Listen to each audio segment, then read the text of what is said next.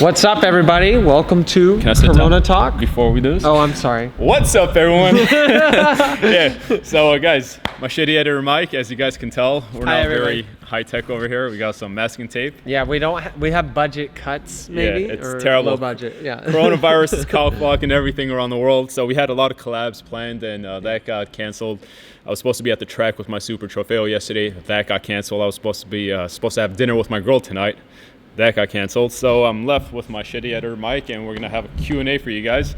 Hopefully you guys find it interesting. Otherwise, you just comment below and just be like, Mondi, just show us car content. We don't care about you, which I expect. I don't blame you. But we're gonna try to make it as interesting as possible by being brutally honest with you guys. So hopefully you guys have some good questions for us, and yeah, let's try to make the best of it. So we're gonna go over the first 20 questions that pop up.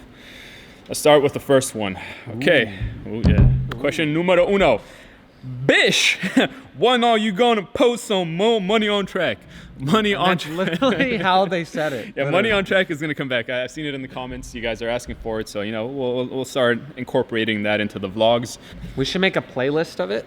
Yeah. Well, we'll have a money on track and we'll playlist. add more to them. Smart. Yeah. Maybe you're not as shitty as I thought you were. I think the next Money on Track episode, we'll use my real estate business. I'll teach you guys how to make $5,000 just by word of mouth alone. Increments of $5,000. So literally you can make $50,000 just from word of mouth alone. Should be interesting. I know for a lot of you guys looking for a first car, 15, 16-year-olds looking for a first car, and 5Gs will get your first car. My first car was a 1994 Dodge Grand Caravan, which was like $2,000 at the time. So yeah, moving on. Any advice for aspiring young entrepreneurs? How do you come up with ideas? What a good question. Yeah, that's a good one, actually. How do I come up with ideas? Okay, let's be brutally honest. I was taking a shit one morning, 9 o'clock in the morning. I was reading the business section in the newspaper, and I came up with the oil idea. So, yeah, I guess just... Wait, so you were shitting on your toilet, taking a shit, and you came up with investing in oil rigs. I came up with a great idea. Something came out of me. So, I guess just keep yourself informed with the current market, everything that's going on, especially today's day and age. Like today's market, there are so many opportunities. You won't know about the opportunities unless you keep yourself informed, right? So no better time than right now. You got nothing else better to do. Exactly. Knowledge is the best. So instead of scrolling through Instagram or Facebook, YouTube, whatever, actually just watch my YouTube videos, but everything else, but my YouTube videos. Yeah, when you wake up, go take a shit, watch my YouTube video. And then go learn some things. Not before you watch my YouTube video and give it a like. Yes. Okay. Ending the beef with Edie. I don't really want to talk about this, but I feel like this question is going to come up a few more times. So. Ending brutally honest. Yeah. Ending the beef with. Yeah. Look. Everything that happened, both parties were wrong. Okay. I'm not. Yeah. Nobody's perfect. I mean. No one's perfect. I'm not. Putting blame on one side over the other. Shit happened. Can we move on? Absolutely. I actually saw Damon a couple months ago. Tried to say hi. He don't want any part of it. No problem. I understand. Maybe we're just not there yet. We were friends at one point, so can we be friends again? Absolutely. I think so. So maybe we'll get there. Maybe we won't. Maybe one day. Yeah. I'm open to it. What do you do for a living? Full details, please. Okay. I used to have 13 businesses. I've sold off quite a few. 13, wow. 13, That's a lot. I was a busy boy. Wow. Right now, what do I have? Okay, I got AGX, got MCO Real Estate. I've got my oil. I've got the hypercar I'm building with Houston. I have this really crappy business called YouTube where I'm losing a lot of money. Yeah, which we should talk about. We'll get back to that. Okay, and I'm starting a chicken business. Hot chicken sandwich. I don't think you know about this. No, you haven't told me this. Yeah. You're starting a hot chicken sandwich business? Yes, sir. I always find out things last. I am brutally obsessed with hot chicken sandwiches. I eat about 4 to 5 every single day. So 4 to 5 every day? No, sorry, every week. Not every day. Yeah, I'd be shitting out chicken sandwiches. So yeah, maybe that's why I put on a little weight. Maybe that's why you were on the toilet when you came up with the oil rig. Maybe, perhaps. So I have this great recipe. Sister Matilda, shout out to my sister. We're gonna start 10 restaurants. So there are a lot of these hot chicken places that are popping up right now. It's like this new fad. I feel like the only way to actually make an impact is to start off with a lot of restaurants. Like within the first 3 months, within the first 3 months, launched like 10 different ones just to get a Wow. big market share. I feel like that's the only way to make a dent in today's market. Okay, so have And you ever obviously tried? use my social media, along with Houston social media. I'm starting with Houston. Oh, Okay. you're going to ask something. Yeah. I'm starting with Houston, so we're going to have a few in LA and a few in Vegas. Those are great spots to start. Fantastic. Those Yeah, will we always be have busy. a few spots in the malls. Oh. Yeah, so- Okay, that'll be busy. They'll be So busy. have you ever had the Popeyes chicken sandwich? It's terrible. Oh no. Terrible. I've never Yeah. had it, so I don't know. Yeah, it's terrible. I was one of those idiots that waited an hour in line. Oh no, you didn't. The worst thing ever. All right, so what do I? Yeah, so that's what I do for a living. RWB and Mercy. Where are they? And videos about them. Well, Mercy's right Mercy's here. behind us. RWB is in my garage. That car, man, that car was supposed to be done a long time ago, but there was this one body panel that we thought we could fix. We weren't able to fix, so I had to order that from RWB, and we're waiting for the part to be delivered. I have everything else on the car except for this one piece that is now held up because of the whole China coronavirus thing that's going on. I believe there's an Easter egg of it in the Phillip video we did with Howie Mandel, and then we're actually doing a rally with the Mercy on Friday. Friday, So yeah. you guys will see that. And Called the we'll- Corona Rally, actually. Yeah, the Funny coronavirus enough. rally. Yeah, that's coming up next video with the Mercy logo. Yeah, I'm excited about that. How do you become a race car driver? I'm 15 years old and you inspire me. That's I'm nice. glad I inspire you. How do you become a race car driver? I don't know. 3 ways to become a race car driver. 1, have rich parents. 2, do what I'm doing. Make money and spend that money into your racing career, on your racing career. Or 3, marry a sugar mama. Marry a sugar Get mama. yourself a sugar mama. I like that one. It takes the least amount of work. you know? Yeah, but you and I were not good looking enough for that. So Yeah. no sugar mamas for us, unfortunately. So the thing about racing is literally anyone can become a race car driver, even you. Oh, even me. You Wow. cannot become a basketball player. Okay. No, No that's matter terrible. what you do, or no matter what I do, even if I were to play basketball every single day for the rest of my life, or even like the past 10 years, right? I can never have the body frame of LeBron James, right? I'm not 6'7". I'm not 265 pounds of pure muscle. I can never be Shaquille O'Neal. I'm not 7'1", 300 pounds, right? Like genetically, I'm just not there. Same goes with soccer, right? So I can play soccer for every day for the rest of my life. I used to play soccer. That was like actually my sport growing up. I played all my life. I was a captain in every single team. I was really, really good, but I wasn't good enough. Because genetically, I'm not there. Cristiano Ronaldo, no matter what I do, I can never beat that guy, right? Because he's got an extra muscle in his quads. So they're like genetic mutants, professional athletes, right? But when it comes to racing, all it is just money. You start off young, start go-karting, right? So this is where you got to have rich parents if you start off go-karting, because a go-kart, a competitive one, starts at like $20,000. It's between $5,000 to Is it really $20,000. that much? Between $5,000 to $20,000. Then the a season go-kart. costs $20,000 itself. Every time I go go-karting, it's $500. So just add that up, right? I used to play soccer 5 days a week. If I go go-karting 5 days a week, that's $2,500 a week. So obviously you need a big budget for that. So if you're go-karting from 5 years old till 18, your parents are going to spend roughly $400,000. So that's why you need to have rich parents. Every single person in Formula One right now came from a background with money. Or do what I'm doing, right? Make money first and then start training. Buy yourself a Super Trofeo and go throw yourself in there, right? In the Super Trofeo series, there are a lot of millionaires, gentleman drivers that, and they just have money and they go practice for 6 months and then they start racing. Racing is the one thing, all you need is seat time. And the only way to get seat time is budget, right? Good example. Perfect example. Sorry, I'm a little buzzed right now. I'm not sure if you guys can tell. Perfect example. So Yeah, we did have a few of these before. we did, quite a few. So Williams Racing in Formula One, they have a budget of $150 million, right? They're competing against Ferrari that has a budget of $600 million. There are 2 cars between Williams and Ferrari. They're about 3 seconds off, right? So if I were to go to Williams Racing with $150 million, 150 mil, that's a lot of money. If I were to go to Williams with 150 mil and I said, I want to be one of the drivers, they would put me in like this fast-paced program over 6 months or maybe over a year, where I would get good enough where I'm just a second slower than their second best driver. which would be good enough, right? I would still be slower, but that $150 million that I'm taking into Williams would make the Williams racing car about 2 seconds, second and a half faster. So even though I'm slower, with my influx of money, we can make the overall package with the car and me as a driver 1 to half a second to 1 full second faster than what they're currently at. So that's why with racing, it's all about money. You got money, you're gonna make it. One of my goals actually is to race at Le Mans. Why are you so quiet? Speak up. Because I don't know anything about becoming a race car driver. Right, so I'm just listening to you. One of my goals is to race at Le Mans 2023, and the only way to get there is with getting into different racing series: Super Trofeo, Gallardo, Radical, Formula, Ford, Mazda Cup. I'm doing all of these. Miata, baby.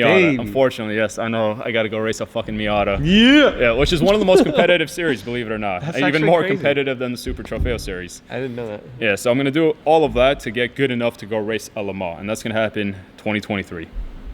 Are you going to take Gigi on a date, or do I have to? Get in How do you line. feel about that? Yeah. So Mike over here has a crush on Gigi.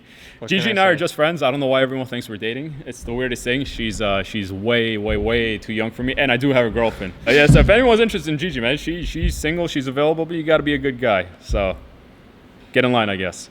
Get in line. On a scale of 1 to 2 inches, how long is your dick? Wow. Really? You think 1 to 2 inches? Is that really? They what I look like? really called you out on that. They hit it right on the. Actually, I got the perfect response for this. Listen, on a scale of 1 to 2 inches, how long is your dick? My dick is so big that it's too big for your scale. Oh, it's off your scale. It's off the charts. That's how big my dick is. It's off the charts. Next question. Will you make World Tour on GT3 RS? Yes, I'm planning on doing that. I want to take my TT3 RS to every single Formula One track around the world. That is one of my goals. Wow. That would be dope because by doing that, I get to go to South America, I get to go to Asia, I get to go to Europe. It would be cool as hell. Yeah, that would be pretty sweet. But coronavirus, never know what's going to happen. Yeah. Houston and your hypercar update. Yes. Dude, okay, I've seen this hypercar. It is so. I don't want to cuss. It's freaking cool though. But you could cuss. I literally, like, my opening line was, "There's a cock block." So don't worry about cussing. It's you could cuss. fucking awesome. Yeah, this is I'm one excited of those about it. Yeah. All right. So, honest opinion. No, it's honest. Like, I haven't, like, no bullshit. Not biased at all. It's one of the coolest hypercars I've ever seen. I'm a huge fan of Koenigsegg, and it is right up there with them. Right sure. up. Okay. What? Okay. It's better than Koenigsegg. All right. It's better than Koenigsegg. Well, I'm sorry. I can't say for sure yet because I haven't seen it. Visually. I've visually seen it. It's super awesome. Okay. Visually, I personally think it's the best looking hypercar in the world. Best looking car in the world. I think a lot of people will agree with you. Yeah. I took every cue from my favorite car and kind of like mixed it into one and added some components. I felt like everything a car was missing. Okay, so best example, right? The Pagani Huayra, right? Great car. They start off with this like very boring looking Huayra. I mean, it looks good, right? Okay, yeah. But then as the years go on, they bring on better packages, the Tempesta package, right? Yeah. Then the BC package. We're just, right off the bat, we're going with like the race car looking package. And, yeah. Right? That's what we did. Yeah. And the interior of the car, man, how do I describe this? It's designed by this like Italian genius that... Wait, aren't you designing Yeah, no, okay. Yeah, I'm not saying calling myself an Italian genius. We're working on the car with this Italian design house, is what I meant, okay? We're working... I thought you were trying to hype yourself up, you know? Just a little bit, right? Just a little bit. Got to give myself a little credit. We're working with an Italian design house, and together we're creating the interior. It's... Man, how do you describe the interior? There are so many like features of that interior that are completely different. You've never seen it anywhere before. The coolest part, I think, are the air vents and the watch. Okay, can't talk too much about it, but it's something you've never seen before, and it's seriously going to blow your minds away. This hypercar is going to change the industry. Yep. This is going to be the new standard, the new norm. I'm excited for that. In 60 days, update on the cars. So because of the whole coronavirus in Italy, it's getting delayed a bit because the cars in Italy, they're working on it there, right? So they can't work on it as heavily as before. However, Houston and I are releasing the design of the car in 60 days, within 60 days. So today is March 17th. May 17th, we're going to release the design of the Oh, car. wow, that was a commitment. You just That is a committed commitment, date. yeah. Committed to YouTube. Wow. Once you guys see it, you'll know exactly what I'm talking about. Coolest car in the world, hands down. We're making 25 a year. So 25 coupes the first 2 years, 25 roadsters the last 2 years. So a total of 100, and then we're going to come out with a new design. Wow. Hey, I didn't Mondi. even know you're making the roadster. Now you know. I've I told know. you before, bro. Pay attention to me. I'm not- Worst person ever. Hey, Mondi. Love watching your videos. What happened to AGX vlogs? AGX. Okay. Look, Mark and Mitch want to make videos. I want them to make videos, but they've been super busy. We were hoping they can make a few videos in January and February, but business has never been better at AGX. That place is stacked right now. All the bays are full. Below the bays are full, and then we have like 10 cars outside yeah. waiting to find an open bay. So I don't know. Yeah, soon. We have 2 cool videos planned. I'm hoping we can get those done, at least one of them done in the next month. So AGX vlogs are coming back. Just be a little patient. The guys are busy. Work comes first, then YouTube. They are workaholics. They are. They are. Shout out to Mark and Mitch.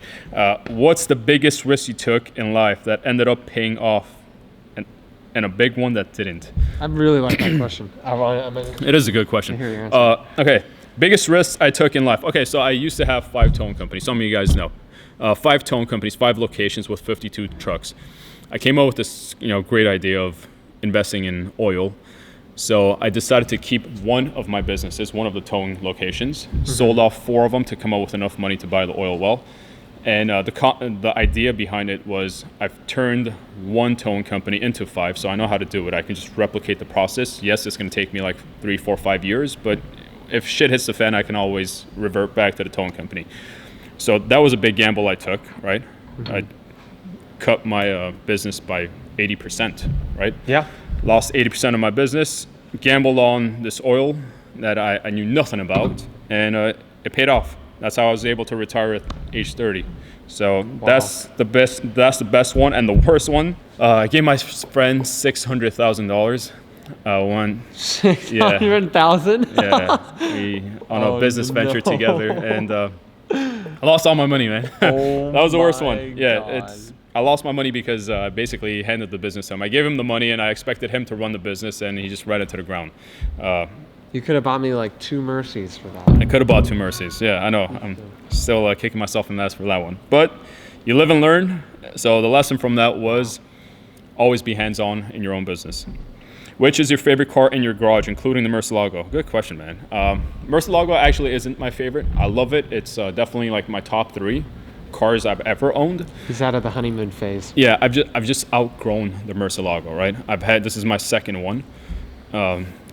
Ever since I got the GT3RS, really that's when I felt how far cars have progressed. I used to always be about manual. I have a gated shifter tattooed on my freaking arm. And then I love that tattoo, actually. It's a cool one. And then I got the GT3RS, man, that PDK. I used to hate automatic transmissions until that PDK. When you realize, man, technology is so much better than what it was 10, 15 years ago. Damn. This is about to fall. Cars have gotten so much better, and it's just progression. So, that's all it is. Moving on from your old girl to your new girl, right? Right. But my favorite car, the Super Trofeo. Because that car, That's a cool hands car. down, without a doubt, that is the coolest car I've ever owned. Man, I've driven a LaFerrari Aperta. I've driven a 918. I've driven hypercars. But that Super Trofeo literally shits on those cars, makes those cars feel like just regular. Yeah, it's a race car. Like, makes them feel like a boxer, Porsche Boxer.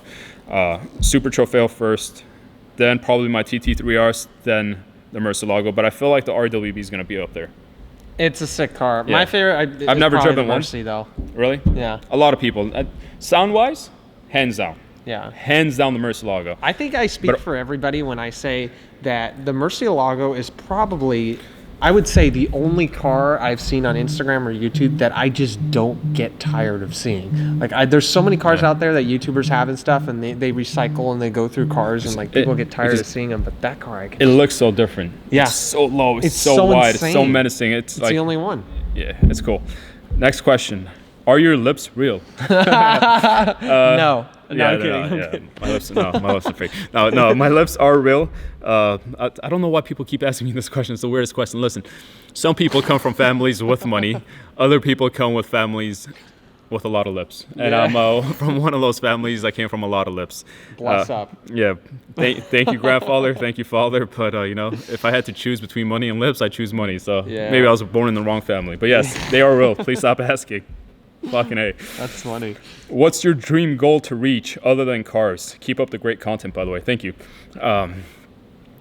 Other than cars. Other than cars. Okay, so obviously the goal with the cars is to have my own hypercar company, my supercar company, which is in the works, and then to race at Le Mans 2023. Those are my two biggest goals.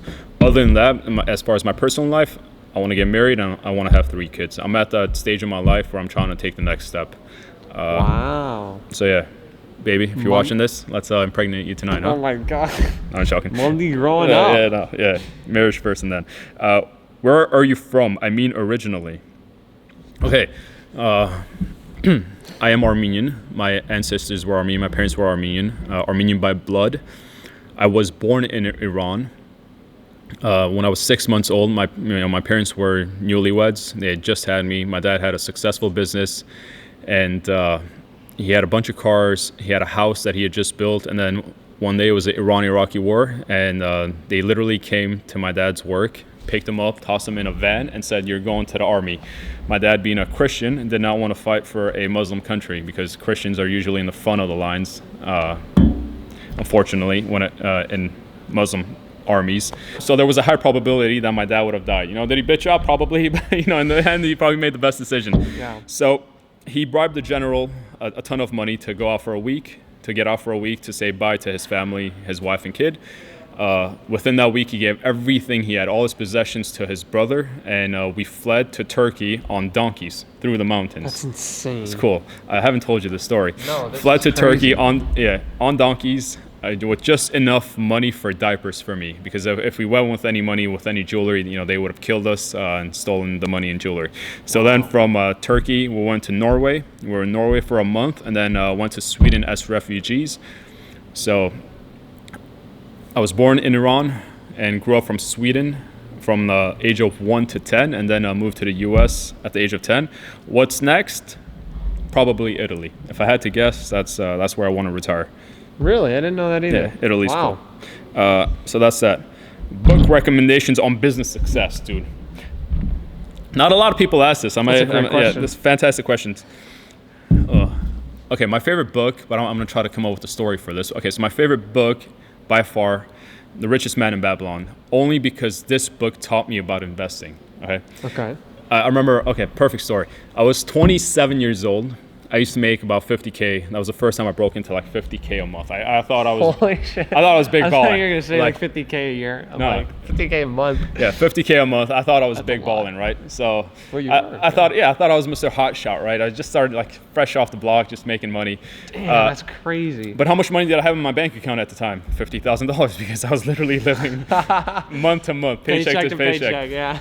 Because, well, I was a douchebag. I'm not afraid to admit it. I would spend so much money. I didn't have any possessions, really. I mean, I had my orange Murcielago and a Maserati Ghibli. Those were literally my only possessions. I didn't own any real estate. Wow. Besides my business. I mean, my business was the only other possession, right? Funny story. So we went to... This was kind of the turning point for me. So we were in Palm Springs, Labor Day weekend, and we were a group of 22 people. We had been pre-drinking. It's called pre-gaming, Grandpa. We had been pre-gaming, went to the Hard Rock Casino, their pool party, and then, dude, it's kind of embarrassing to say this. So, hostess comes, and I tell the hostess, people are going to flame me for this, for being such a douchebag. Hostess I can't wait comes, to hear this. I'm like, all right, we're 22 people, bring me 11 bottles of your most expensive champagne, right? Your most expensive bottles. She said Ace of Spades. I love Ace of Spades. That's the one that Jay-Z promotes. Okay. So the concept was one bottle for every 2 people. Excess, right? Like way too much. We could have been good with like 3-4 bottles, but Mondi had to go all hammered. out. Only because, on my defense, there was like a girl over there that I had a crush on at the time. So I was trying to impress her. Everything. I was trying to impress her the wrong way with money, right? So Oh my God. hostess comes, here's the douchiest part. Not that I ordered 11 bottles, okay? Hostess comes, she brings the check before bringing the bottles. Usually they bring the bottles, you party, and then afterwards they give you the check, right? Yeah. But this, they wanted to make sure I could pay for it, right? Brings the check. I'm tossed at this point. I'm super drunk. I'm looking at the check, douchiest thing I've ever done in my entire life. I go, this is embarrassing. You're embarrassing me. She goes, what do you mean? I'm like, don't bring this check back until it's at least 5 digits, because it was like 9,000. It wasn't enough, you know. You did not fucking say that. I did. Oh my god. So I gave back to her, respectfully gave back to her, and then she brought a lot more bottles, and it ended up being like $12,000-$13,000. We got so drunk that day. I actually spilled an entire bottle. It cracked. It shattered on the ground. I stepped on it. I have a scar on my foot from it, and then I end up getting detained that day at the pool party because we got into this fight with like the group next to it. Yeah, story. It was the dumbest thing I've ever done. So I get detained, and here's a kicker. I passed out somewhere. Okay, I remember throwing up and then passing out. I wake up like 3-4 hours later in the backseat of a car, and I had this $40,000 Hublot. It was a special Maradona special watch, 1 out of 100, right? It was a limited edition watch, rose gold, $40,000 watch. I wake up and my watch is gone. So that day, I lost a $40,000 watch and it was like $12,000, $13,000, $11,000, whatever that bill was. So that day, I literally lost all the money that I had made that month. In one day, I lost it all. Oh my god! Did you ever find the watch? No, I never did. Worst part is maybe one of my friends stole it. So it was either the guy that detained me that slipped it off my wrist, or when I was passed out in the car, one of the guys. Shit! Anyway, I couldn't imagine that. It was fucked up. So holy crap! right around that same time, I read The Richest Man in Babylon, and that book taught me about investing. And ever since then, I've been saving about 80-90% and only spending 10-20%. And that's really what got me to the next level. Had I, follow the same concept at a much earlier age, I say it all the time, I'd be driving hypercars right now instead of supercars. But it is what it is. You live and learn. Hopefully you guys can learn from me and not make my same mistakes. That's gnarly. Favorite F1 team? Forza Italia, Forza Ferrari. Scuderia Ferrari by far. I've always been a fan of the red. Hands down, always. What is the fastest you've ever driven? Ooh, that's a good question. 207 miles an hour, actually in this car. No. Yeah, and we're gonna do it in the TT3 RS. We're gonna beat that record. The car can theoretically go 212 miles an hour. That's what it's geared for. Without the wing, yeah. Okay. At 212, the wing, all the body panels will probably fly off. Would you get a muscle car? Absolutely. I've actually had a muscle car. I used to have a 1968 Pontiac GTO Le Mans GTO.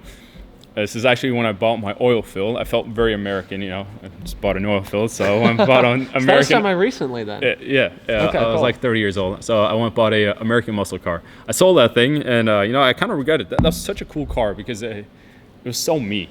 Dude, there's nothing like muscle cars, man. Yeah, so they're so cool. We should actually get another one.